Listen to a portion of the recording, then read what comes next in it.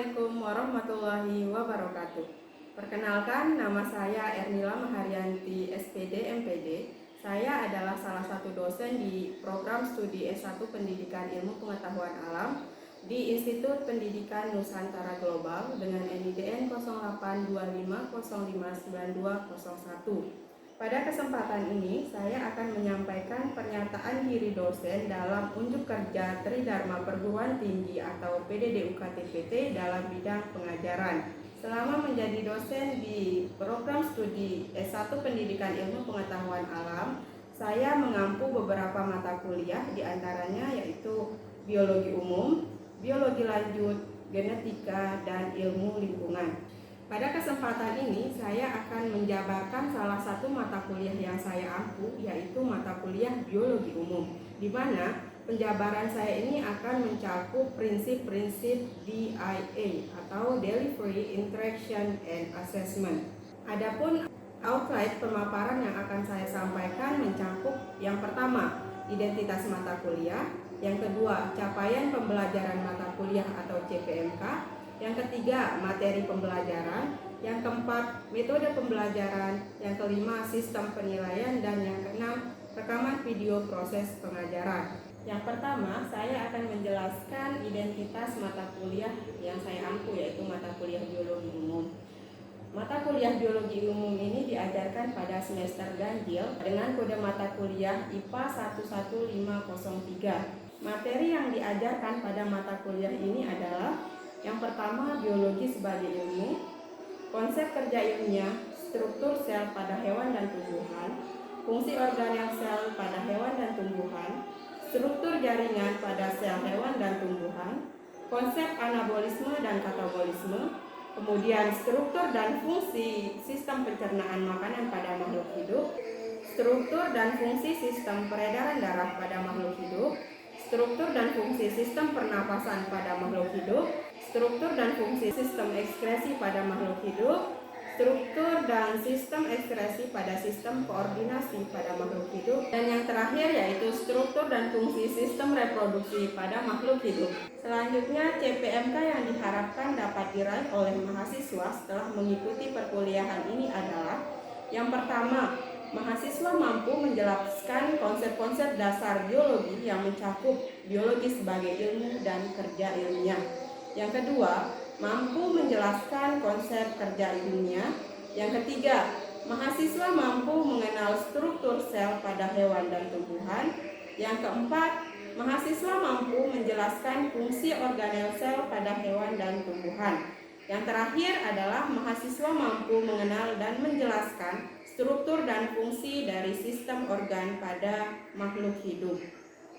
Metode pembelajaran yang saya gunakan pada perkuliahan ini adalah metode diskusi dan tanya jawab. Kemudian untuk sistem penilaian yang saya gunakan pada kuliah ini mencakup yang pertama, kehadiran dengan bobot 10%, tugas terstruktur dengan bobot 15%, praktikum dengan bobot 20%, UTS dengan bobot 25% dan UAS dengan bobot nilai 30%. Berikut adalah video pembelajaran saya mengajarkan mata kuliah Biologi Umum. Selamat menyaksikan. Wassalamualaikum warahmatullahi wabarakatuh.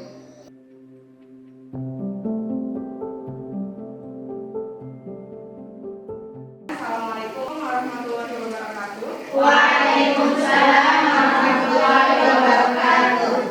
Gimana kabarnya semuanya? Alhamdulillah baik. Oke, pada pertemuan kali ini kita akan membahas tentang materi sistem ekskresi. Nah, sebelum kita memulai pembelajaran kita pada siang hari ini, mari kita sama-sama berdoa agar pembelajaran kita pada siang hari ini mendapatkan manfaat. Amin ya rabbal alamin. Silakan berdoa dimulai. Berdoa selesai. Selanjutnya saya absen dulu. Ada nggak temannya yang absen hari ini? Nasruni Maulida sakit, Bu. Terus siapa lagi? Dini Astika izin sama Eka Budiati izin. Oke. Kita lanjut ke materi tentang sistem ekskresi. Sebelum masuk ke materinya, jadi untuk tujuan perkuliahan kita pada siang hari ini. Yang pertama itu mahasiswa mampu mengetahui pengertian sistem ekspresi. Yang kedua, mahasiswa mampu memahami struktur dan fungsi dari sistem ekspresi pada makhluk hidup. Yang ketiga, mahasiswa mampu memahami proses pembentukan urin. Yang keempat, mahasiswa mampu memahami kelainan pada sistem ekspresi. Oke. Sebelumnya pernah mendengar kata sistem ekspresi? Pernah. Kapan? Dulu pas SMA ya? Oke. Kira-kira ada yang bisa jawab apa sih sistem ekspresi itu? Sistem pengeluaran. Oke, jadi sistem ekspresi itu merupakan sistem pengeluaran. Nah, dari tiga kata yang ada di slide itu ada defekasi, sekresi, dan ekspresi. Itu merupakan sistem pengeluaran juga. Tapi ketiganya ini memiliki perbedaan. Yang pertama, defekasi itu proses pengeluaran sisa metabolisme dalam bentuk apa? Nah, dalam bentuk tinja, ya betul, dalam bentuk tinja atau pupuk, ya BAB. Kemudian sekresi itu juga sistem pengeluaran, tapi sistem pengeluarannya itu bukan sisa metabolisme, tapi dia dalam bentuk hormon, jadi masih bisa sangat dibutuhkan oleh tubuh kita. Jadi ada berbagai macam hormon yang sangat bermanfaat untuk tubuh kita. Jadi dia sama-sama sistem pengeluaran, tapi yang dikeluarkan itu berbeda. Kemudian yang terakhir itu ada sistem ekspresi. Yang dikeluarkan apa kalau sistem ekspresi? Yang tadi urin. Kemudian apa lagi? Keringat. Terus ada apa lagi? Racun. Ya, ada racun. Ya, dan sebagainya. Oke, kita lanjut. Nah, tadi sudah dijelaskan tentang, ada yang menjawab tadi tentang sistem ekspresi, yaitu tentang sistem pengeluaran. Jadi yang namanya sistem ekspresi itu adalah proses pengeluaran sisa metabolisme. Jadi kalau misalnya tidak dikeluarkan menuju keluar tubuh kita, jadi dia nanti akan bersifat racun untuk tubuh kita. Misalnya kalau kita nggak kencing-kencing sampai 2 hari, kira-kira sakit nggak? Sakit. Jadi itulah sebabnya kenapa yang namanya sampah atau sisa metabolisme itu harus dikeluarkan, karena itu dapat menimbulkan berbagai macam penyakit di dalam tubuh kita. Jadi sistem ekskresi itu apa tadi? Proses pengeluaran sisa metabolisme dalam bentuk urin, keringat, terus racun, ya cair zat itu, dan lain sebagainya. Oke. Nah, selanjutnya fungsi dari sistem ekskresi yang pertama itu memelihara konsentrasi ion tunggal yang tepat seperti Na+, K+, Cl-, dan lain sebagainya. Jadi kalau misalnya konsentrasi ion di dalam tubuh kita itu biasanya itu yang bisa menyebabkan misalnya dehidrasi di dalam tubuh kita. Misalnya ketika panas itu juga kan nanti ada proses pengontrolan keringat, keluar masuknya keringat itu nanti akan dikontrol di bagian otak kita. Jadi kalau misalnya konsentrasi ion itu tidak stabil, otomatis itu bisa menyebabkan dehidrasi di dalam tubuh kita. Kemudian yang kedua, memelihara volume air tubuh yang tepat. Jadi kan di dalam tubuh kita itu 90% itu terdiri dari air. Jadi nanti kalau misalnya kita terus-terusan berkeringat, otomatis kan juga terjadi dehidrasi juga di dalam tubuh kita. Jadi dengan sistem ekskresi inilah yang menjadi pengontrol dari cairan yang ada di dalam tubuh kita. Terus yang selanjutnya memelihara konsentrasi sendiri. Kemudian yang selanjutnya mengekspresikan atau mengeluarkan sisa-sisa metabolisme dalam bentuk urea, asam urat. Nah, urea itu biasanya ada di dalam urin atau kencing kita. Makanya air kencing itu baunya pesing karena ada amonia dan urea. Kemudian selanjutnya, kira-kira ada yang tahu nggak 4 dari alat ekspresi yang ada pada manusia? Siapa yang bisa angkat tangannya? Silakan. Yang di belakang. ginjal, paru-paru, hati, sama kulit. Ya, jadi alat ekskresi pada manusia itu ada 4. Yang pertama ginjal, paru-paru, hati, dan kulit. Nah, ginjal itu apa yang dikeluarkan? Apa tadi? Racun. Urin. Ya, ginjal itu mengeluarkan urin. Kemudian paru-paru apa yang dikeluarkan? Ketika kita bernapas, Karbon dioksida. kemudian hati, Empedu. kemudian kulit. Keringat. Jadi keempat alat sistem ekskresi pada manusia ini masing-masing mengeluarkan zat sekret yang berbeda-beda. Oke, sebelum lanjut ke materi selanjutnya, ada yang mau ditanyakan atau ada materi yang belum jelas? Kita lanjut ya. Oke, selanjutnya kita akan membahas alat ekskresi yang pertama, yaitu ginjal. Nah, tahu nggak letak ginjal di mana? Di ginjal. Jadi ginjal itu banyaknya berapa? 2. Ya, jadi ginjal itu banyaknya 2, di kiri dan kanan. Nah, ginjal itu seperti kacang merah. Dia sebesar genggaman kita, badannya kiri dan kanan. Jadi dia yang berfungsi untuk membersihkan darah. Jadi kalau misalnya ada gangguan di ginjal kita, berarti kan tidak ada yang membersihkan darah. Otomatis kan yang kotor-kotor itu akan kebawa ke seluruh tubuh kita, jadinya akan menyebabkan penyakit. Biasanya kalau orang yang gangguan ginjal itu biasanya harus melakukan cuci darah. Cuci darah. Karena alat pembersihnya yaitu ginjalnya itu sudah basah atau sudah rusak. Nah, ginjal kita itu biasanya berada itu sekitar 200 gram, kurang seperempat ya, kurang dari seperempat kilo. Kalau dua-duanya berarti 400 gram, berarti kurang 100 gram lagi, setengah kilo. Nah, jadi kalau misalnya ginjal itu kita ambil kemudian dipotong, maka tampilannya akan seperti ini. Jadi ini adalah tampilan dari ginjal kita. Kalau misalnya ginjal kita diambil kemudian diiris, tampilannya seperti ini. Jadi pada ginjal ini strukturnya itu ada korteks, itu di bagian luarnya. Kemudian yang ini yang seperti piala-piala ini namanya medula. Kemudian yang ini itu namanya pelvis. Kelihatan ya? Jadi yang ini, yang bagian luarnya ini yang namanya korteks. Kemudian yang ini itu, ini yang namanya medula. Kemudian yang ini itu namanya pelvis. Nah, kemudian pada ginjal itu ada namanya struktur terkecil dari ginjal itu, tapi dia memiliki fungsi yang sangat-sangat besar. Jadi namanya nefron. Jadi dia itu ada di bagian korteks. Jadi di dalam nefron itu nanti akan terbentuk proses yang sangat rumit, yaitu proses pembentukan urin. Proses pembersihan darah itu ada di bagian nefronnya itu. Padahal itu adalah bagian terkecil dari ginjal. Ginjal saja sudah kecil, tapi ada lagi yang bagian terkecilnya, disitulah tempat terjadinya proses pembentukan urin. Nah, jadi di dalam nefron itu ada 2 bagian, ada badan malvidi dan tubulus.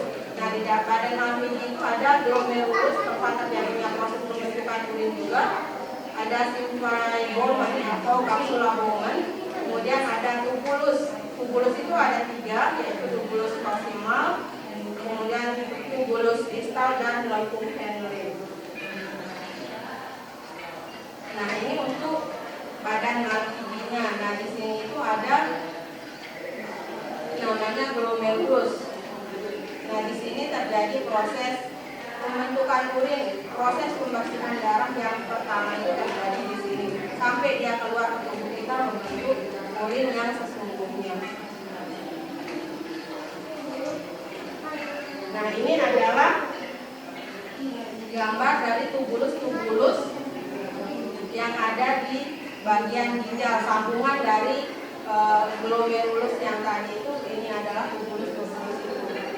Nah, di sini itu ada namanya tubulus proksimal. Jadi yang di dekatnya glomerulus itu tubulus proksimal. Kemudian ada yang melengkung sampai ke bawah, ini namanya lupontenle atau lupontenle. Kemudian di sini itu adalah tubulus distal. Oke, selanjutnya kita akan membahas tentang proses pembentukan urin. Kira-kira ada yang tahu nggak 3 tahapan proses pembentukan urin itu apa saja? Silakan angkat tangan. Ya, silakan. Filtrasi, Terus, reabsorpsi, terus yang ketiga. reaksi atau fermentasi. Nah, jadi 3 proses pembentukan urin itu ada 3. Yang pertama filtrasi, yang kedua reabsorpsi, dan yang ketiga adalah fermentasi atau fermentasi. Nah, fermentasi ini adalah proses pengeluaran urin. Halo semuanya, kembali lagi bersama saya di video ini. Kita akan belajar bagaimana proses pembentukan dari urin. Nah, proses pembentukan urin ini terjadi dalam organ ginjal melalui sebuah proses yang disebut dengan ekskresi atau proses pengeluaran zat sisa metabolisme dari dalam tubuh manusia. Nah, perlu kalian tahu bahwa ginjal kita terdiri dari jutaan unit penyaring atau biasa disebut dengan nefron. Berikut ini adalah tampilan lebih jelas untuk bagian ginjal yaitu nefron. Nah, kita akan mengulas dulu tentang nefron karena nanti akan berperan dalam proses pembentukan urin. Ya, untuk nefron sendiri terbagi menjadi 2 bagian. Yang pertama adalah bagian Purkinje, dan juga adalah saluran-saluran atau tubulus. Sedangkan bagian Purkinje ini terdiri dari 2 bagian juga, yang terdiri dari glomerulus dan juga kapsula bene. Nah, sekarang kita akan masuk ke ilmu pembahasan kita, yaitu bagaimana proses pembentukan urin. Proses pembentukan urin terdiri dari 3 tahap. Yang pertama filtrasi, yang kedua reabsorpsi, dan yang ketiga adalah tahap fermentasi. Kita akan mengulas satu persatu tahap tersebut. Yang pertama tahap filtrasi. Tahap ini atau disebut dengan tahap penyaringan dimulai dari darah masuk ke glomerulus. Kemudian di sini terjadi penyerapan dan hasilnya berupa darah dan juga protein akan diserap kembali, dan zat-zat yang dikeluarkan berupa urobilin, urea glukosa, air, asam amino, dan beberapa zat seperti natrium, kalium, kalsium, dan juga klor atau disebut dengan urin primer. Ini akan dikeluarkan masuk ke tubulus proksimal. Di tubulus proksimal, tahap kedua reabsorpsi atau penyerapan kembali zat-zat yang masih dibutuhkan seperti glukosa, asam amino, ion kalium, dan juga seluruh. Hasil dari proses reabsorpsi ini disebut dengan urin sekunder yang mengandung air, garam, urea, dan juga urobilin sebagai warna pada urin. Kemudian urin sekunder akan disalurkan menuju tubuh sisal. Di sini tahap fermentasi atau pengeluaran zat yang tidak diperlukan ke dalam urin sekunder. Nah, di sini air, natrium, klor, dan juga urea masih diserap kembali, sedangkan sisanya akan dikeluarkan berupa urin sekunder. Nah, urin sekunder ini kemudian akan dikeluarkan dari ginjal menuju ke kandung kemih melalui sebuah saluran yang disebut dengan ureter. Dalam kandung kemih, urin akan disimpan sementara sampai penuh. Nanti ketika penuh akan memberikan sinyal ke otak, dan otak akan merespon, dan sehingga kita bisa mengeluarkan dalam bentuk tipis atau enzim. Nah, jadi itu saja gambaran dari proses pembentukan urin. Semoga video ini bermanfaat. Sampai bertemu di video selanjutnya. Sampai jumpa. Dari video yang tadi kira-kira ada yang perlu ditanyakan atau ada yang masih kurang jelas? Sudah? Sudah. Oke, kalau memang sudah jelas, saya akan memberikan tugas yang nanti akan kalian kerjakan di rumah. Kemudian untuk minggu depannya kalian kumpulkan dalam bentuk ringkasan, minimal 3 lembar ya. Jadi ini tugas kalian yang akan dikumpulkan di pertemuan berikutnya. Ada yang perlu ditanyakan tentang tugasnya ini? Coba dibaca dulu.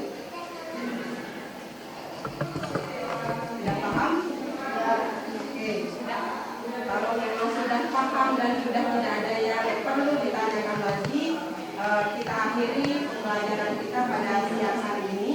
Semoga pembelajaran kita pada siang hari ini mendapatkan keberkahan dan limpahan rahmat dari Allah Subhanahu